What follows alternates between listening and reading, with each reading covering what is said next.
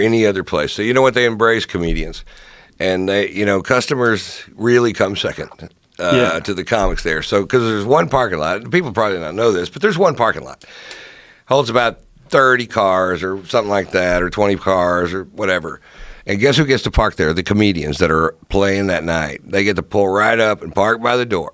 And that is so cool to me.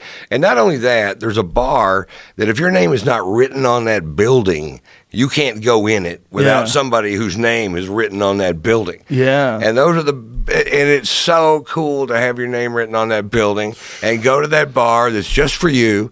And I they have my number one tequila and I can smoke cigars, and not everybody can smoke in there, but I get that one little extra deal. They don't give a fuck. And, they'll let you do whatever you want in there.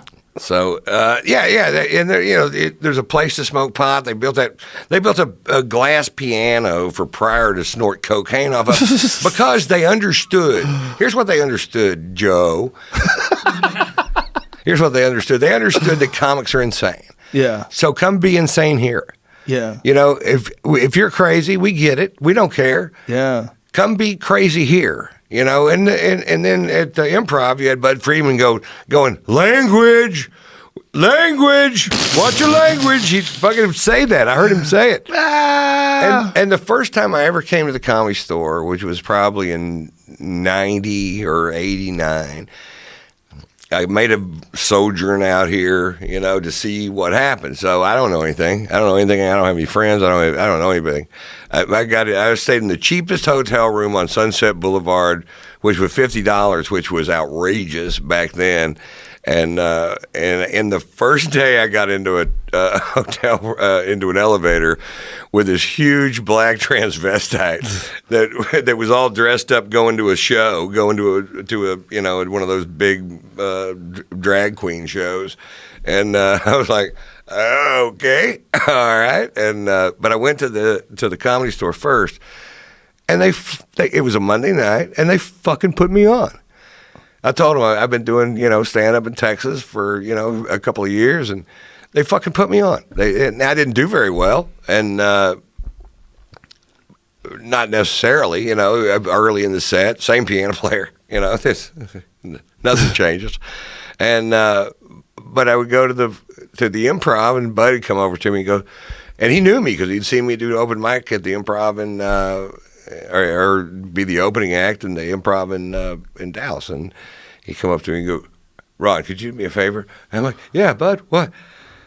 Could you stand over there because you're blocking the way through here for the I'm like, okay, a little further, okay. So they just wouldn't. I was a new guy, and all I needed was, a break. Whether I deserved it or not, they gave it to me at the store. The store has a heart that way. The store is. The art form is primary. That's everything. Yeah, it's everything. It's everything. It's built around that art form. They didn't used to let the agents and the managers in. You couldn't get a ticket. You had to buy a ticket. If you were a CAA agent, you wanted to come see this guy or that guy, or Ron White, you had to buy a ticket. That was the only place in town. So the agents couldn't just come in and run the place like they did in a lot of places. They would come and they would be in the back of the room talking. I remember I went to a showcase once. It was back when William Morris put on this showcase of the comedians they represented, and they did it at a club, like a nightclub on Sunset. And Nick DiPaolo was on stage. Yeah. And they asked me to perform. I'm like, you're out of your fucking mind. I'm like, there's no way I'm going to perform at this. I know what this is. I'm like, I'm not looking to get hired for anybody. I'm already represented. I go, I'm going to watch. This is going to be a disaster. So I go with my manager, and I'm in the top level, and everyone's talking.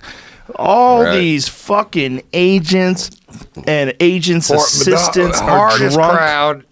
They're not even watching. For no reason. They're not even watching, Ron. And so I'm watching these guys struggle on stage where John Henson goes up, and then Nick DiPaolo goes up, and Nick was the only one who said anything about it. And about everybody fucking talking at the top. Like, these are my fucking agents. This is unbelievable.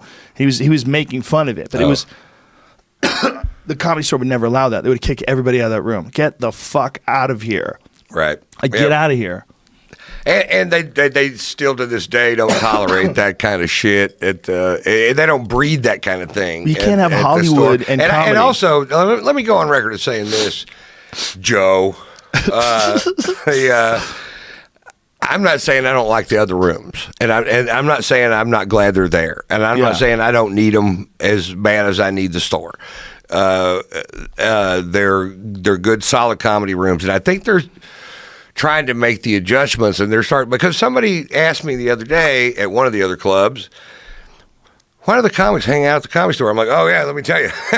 Well, number one, you don't sell my tequila, and they do, but also they when I come to your place, I got a valet park and pay for it. You pay me $25 to do a set. They pay me $35. Now both of these numbers are low, but to some comics, they'd rather have that other 10. They notice the $10. The guys who need the money for sure. So, and in a lot of cases now, you have to choose between those two clubs. Is it still that way? No. I know it was. No, the store and the Improv in particular get along really well. We get along really well now. And Paige, who does all the booking for the Improv, is always at the store, and she's good friends with Adam. Okay, so we're all palling around together. That's good. Yeah, that's why I offered you a spot on the show that I'm doing tonight at the Improv if you wanted to do it, because I'm there tonight? All the time. Yeah, you're doing a show tonight? Yeah, I'm doing a show at 8:00 tonight at the Improv. You got another one Thursday night at the Improv? I'll do the one tonight. Ron White. Yeah. Beautiful. I mean, look. How drunk am I now? And what time is it? The perfect time. It's 5:00. All right. By the time 8:00 rolls around, you'll be simmering.